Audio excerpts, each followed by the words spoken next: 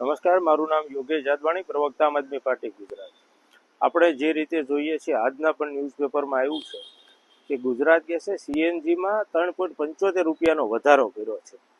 આજથી 5 વર્ષ પહેલા જે સીએનજી આપણને 58 રૂપિયા મળતો હતો, આજે એ સીએનજી આપણને 88.75 રૂપિયા મળી રહ્યો છે.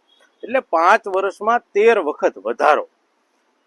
દર વખતે ભારતીય જનતા પાર્ટીના લોકો बहुत हुई महंगाई की मार, अब की मार, मोदी सरकार ની વાતો કરતા હોય અને એ જ મોદી સરકારમાં ભાવ વધારા ઉપર ભાવ વધારા, ભાવ વધારા ઉપર ભાવ વધારા, આ 13મી વખત 5 વર્ષમાં ભાવ વધારો આવ્યો છે. સામાન્ય માણસને કોઈ ગાડી હોય, પોતાના ધંધો રોજગાર માટે નાની ગાડી હોય, સીએનજી ગાડી હોય, મધ્યમ વર્ગનો પરિવારમાંથી હોય, તો એમને 88 રૂપિયા અત્યારે સીએનજી ગેસ ભરાવાનો થાય છે. એવી જ રીતે આપણે જોઈએ છે કે મધ્યમ વર્ગના લોકો હંમેશા રિક્ષામાં મુસાફરી કરતા હોય છે. હવે એ જ રિક્ષામાં અત્યારે 88.75 રૂપિયાના ભાવનો ગેસ ભરાતો હોય તો સામાન્ય માણસને રિક્ષા ભાડું પણ હવે રિક્ષામાં જવું મોંઘું થઈ ગયું છે. દરેક રીતે ભાવ વધારો, ભાવ વધારો ને ભાવ વધારો.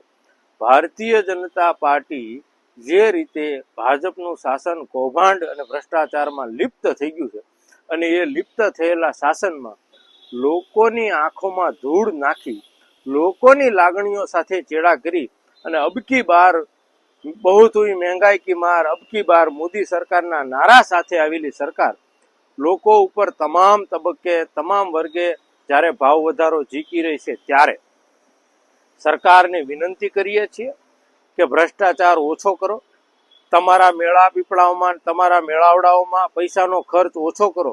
પણ લોકો પાસે અત્યારે ધંધા રોજગાર બચ્યા નથી, કારણ કે તમે જે રીતે ધંધાઓ પર તરાપ મારી છે, જે રીતે સ્મોલ કેપ ઇન્ડસ્ટ્રીઝને ખતમ કરી છે, તમામ જગ્યાએ એટલી બધી કોમ્પિટિશનો ઊભી થઈ ગઈ છે કે સામાન્ય માણસને પોતાનું ઘર, રોજગાર, પરિવાર ચલાવવો મુશ્કેલ થઈ ગયો. બાળકોથી ફીથી લઈ અને તમામ જગ્યાએ જ્યારે માણસ પીસાઈ રહ્યો છે અને પીડાઈ રહ્યો છે, ત્યારે આ વધુ એક સીએનજીના ભાવ વધારાનો, મોંઘવારોનો માર એ માણસને જીવવા જેવો નહીં રહેવા દે.